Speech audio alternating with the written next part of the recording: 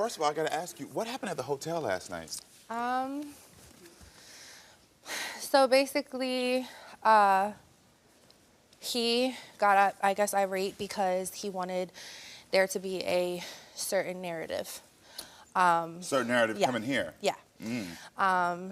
And I just disagreed because I believe that based off of, I told him, I said, you know, the audience already has pretty much their pre-notion of what we're here for. Yeah. So if you're going to come out and you're going to say one thing and it not be truthful, then like, what are we here for? Because I just don't believe that, you know. So he called the show Yeah. and tried to set like a very specific story out there. Well, I think it's more of just keeping everybody in a good light. Got it.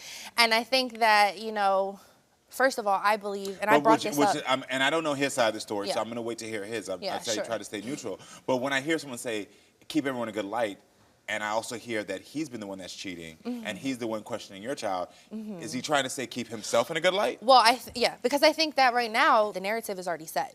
You have me coming out here looking crazy. You know, I've been with him for 10 years. We have 2 children together, which we're only speaking on one. Yeah. But I just don't believe that. Because you almost didn't come today. No. Yeah, why? Because I just feel like, you know, at this point, like, I'm not going to make a fool of myself. This is my life. You know what I'm saying? Did he tell you that you'll end up being a single mom? Did he tell you that?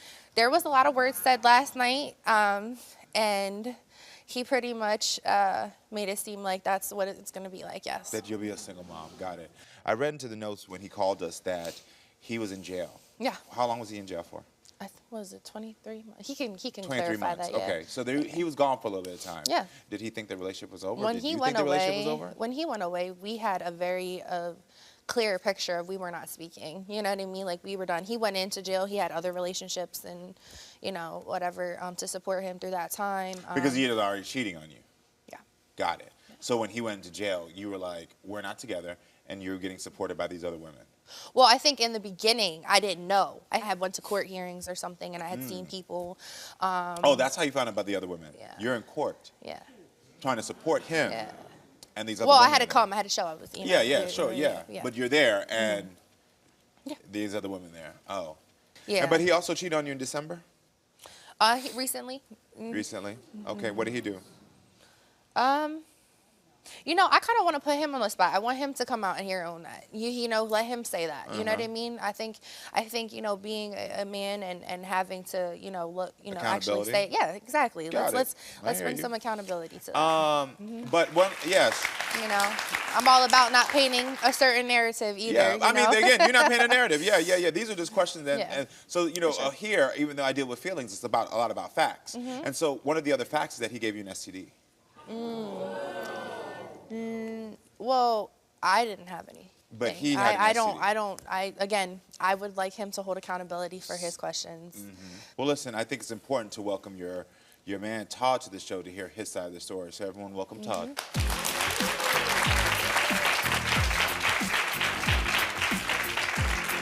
Hey, Todd, thanks for being here. Nice to meet you. So tell me, why did you want the DNA test? Well, considering I was in jail I was in jail without trial for 30 months. And like she even told me she was messing with somebody while I was away, you know, and the pregnancy happened very fast when I came home, you know, like, and she's also aware of a situation years ago. Like, I raised a kid for 3 years and found out he wasn't mine, you know, like, and I'm all on social media with this kid, man. I'm so happy to be a dad. Like, I'm pictures of me kissing the woman's stomach, like, you know, like, I was invested. That makes sense to me. Like, if you've had a woman have you raise their child for 3 years to then have that ripped away from you to find out you're not the father, I can understand the issues it's going to cause you emotionally, mentally, and how that's going to bleed into a new relationship. There's something that Sadie said that when you were in court that time, though, is when she found out about other women you were talking to. So during your time of you going into that situation before you are broken up, did you have other women? In the course of my incarceration, yes, because she made it clear. There was periods she didn't answer the phone for 8-9 months. You know, she stopped coming to see me, you know, like, so. But if the women were in the courthouse, wouldn't that have been that you would have been talking to them prior? Not necessarily. I mean, I've done a lot of jail time. And based on the fact that her and I weren't in good standing, I just wanted someone to walk through, like this was literally the darkest period of my life, facing 8 to 16 years. But I do also want to be transparent. I don't want to look like I'm out here just making stuff out of thin air. There were, there was one specific female that was in there. That you was talking to? Yeah. Okay. Yeah. That was before. Let me ask you about this, because she said she didn't want to talk about this. Did you tell her that she needed to get checked for an STD a few months ago? I did, yes. And was that because you had caught one from another woman? Yes. Okay. Yes. What was it like having that conversation with your lady, the fact that you now cheated and potentially have given her an STD? I'm gonna be honest, it was very convicting. It was very convicting because of even though through our trials and tribulations, we have had progress. We've had progress. And in the moments where I feel weak, nothing will justify my actions of doing the things that I've done to her. Nothing. I let myself down and her down. And I feel like I let my kids down. And I feel like I let our aspirations and our ambitions down because of a weak moment I had based on maybe a time where her and I weren't eye to eye. So how many times would you say that you've cheated over there? The 10 years we've been together? Yeah, the 10 years. In the midst of my alcoholism, I mean, I'll have 8 years sober this July, but when I was in my addiction, she knows. Like, I cheated a lot. I hate that she was caught in that crossfire of the suffering that I couldn't, like, get. I hate that. Yeah, I hear that. I do. I hate that. Here you go. Here you go. How do you feel about the relationship you're currently in? Yo, I love this woman, man. Yeah. Honest to God, I love this woman. Yeah. And I disappoint myself because I know I'm not what she needs me to be. I know I'm not, and I'm trying, but at the same time, she kind of don't make it easy either when it comes to us communicating with each other. Like, I get that she goes through a lot. How does she not make it easy? I'm gonna give you an example. We almost didn't make it here, as I'm sure you guys know, and she was overwhelmed. Sadie overwhelms herself. I try to de-escalate. I do. It doesn't always work. Which I'm not discrediting him from, but I also think that we don't know how to communicate in general. Like, the foundation of the argument last night, what I was just done telling you guys out here, I'm a mom. Like, this is a big deal for me to be on this show and to, like, come out here and to be transparent about my relationship, but then to also, like, sit here and have to, like, no offense, but to give the, this man, like, to appease his brokenness. Where's mine? Where's mine? Because, like, and then in the same breath, I'm hearing all of these things, like, where do I respect myself? Where's the boundary? I'm still learning these things. Yeah. I need this foundation. I need this. This is why we're here. Yeah. This is why I stayed, last night. Do y'all currently live together? No, we don't. You don't live together, okay. So, but you came here today to find out if you are Zaven, is your child's name? Zaven. I like that, Zaven. Thank you. If you are Zaven's father by taking a DNA test, because I think now it's time to unlock that truth and just get... Please do. Bring it on. To get to the truth of that. I'm so ready. Like, I want that. Yeah. I always tell people this is not my truth to open, this is your truth. There you go. So, are you his biological father or not? I am.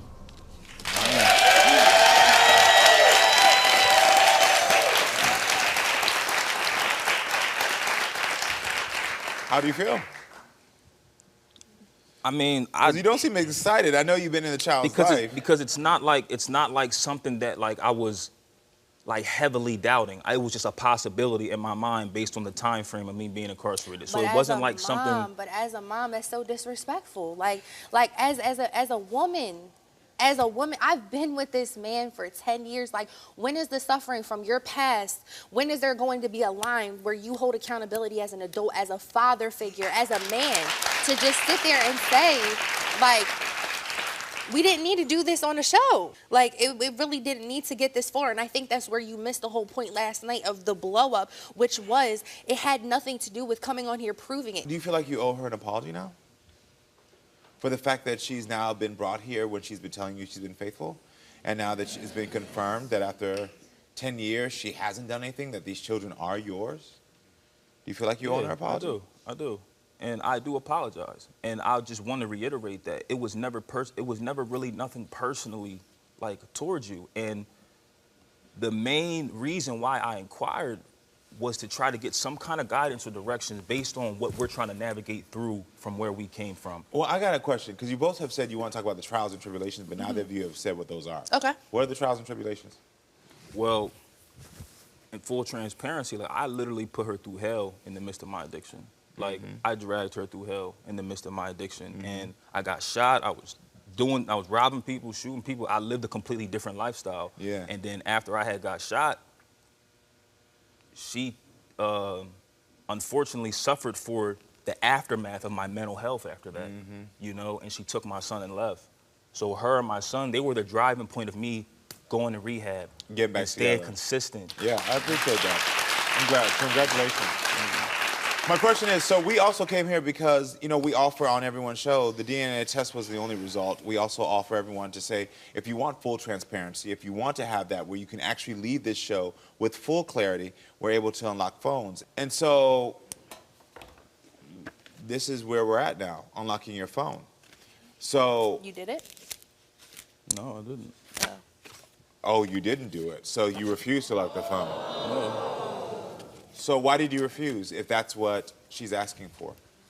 Well, initially it wasn't something she was asking for, and I feel as though, you know, I have that right like anybody else, and it wasn't what I inquired when I, like, submitted to the show. You know, but I didn't have a right. But isn't that a bit controlling? They did my kids, though. Isn't that a bit controlling? A bit because, controlling? like, you submit, But if I would have said no to the Let him DNA talk. test for the kids, though, it would have been a problem. Sorry to cut you off. No, please cut me off because you're saying what I'm saying. Please I'm cut just me off.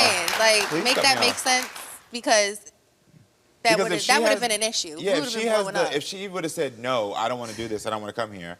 I want to come here, we can talk about our issues, but I'm not taking a DNA test. You would have had an issue because it would have been like, well, what you hiding? What's the thing? Right. And so this is being offered to give her the same security that you're asking for, and you're unwilling to give her that security by unlocking your phone. Especially after December. Especially after December. So why wouldn't you give her that transparency? Why wouldn't you give her the security that you're looking for? Because I feel like that transparency would be better accomplished off camera. But that's the same thing she said to you. It's not. What I was trying to communicate is that my initial reason on coming onto the show, it wasn't revolved around the DNA test. I get that. I understand but that. if we're talking and about the for her as relationship- well, it was, you're talking about.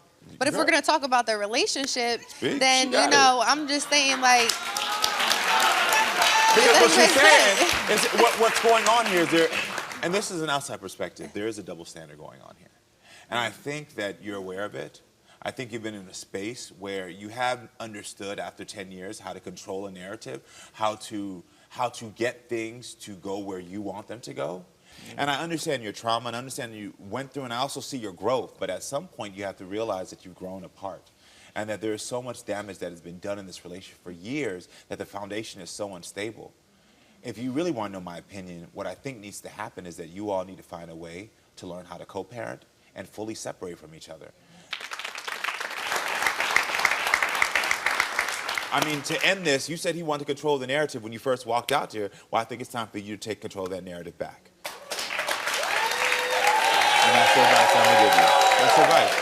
That's the advice I got for you. Thank you I so really do much. wish y'all the best of luck, and Thank you. I want you to know, you haven't left here being the bad guy. What I've Nah, given I am, you, bro. I am. See, I am, bro. that Like, type of self-deprecation is what's going to keep you in a pattern that's going to be self-destructive. What I'm trying to do for you right now is affirm to you that you're not the bad guy, but showing you that your progress should be channeled somewhere else. We see the progress you made. It's just not for this relationship. It's for something else, which is those kids. Wish y'all the best of luck, though. All right, everyone. Thank you for being with us. Make sure to come back next time, friends, so we can keep talking and we can keep growing. I love you all.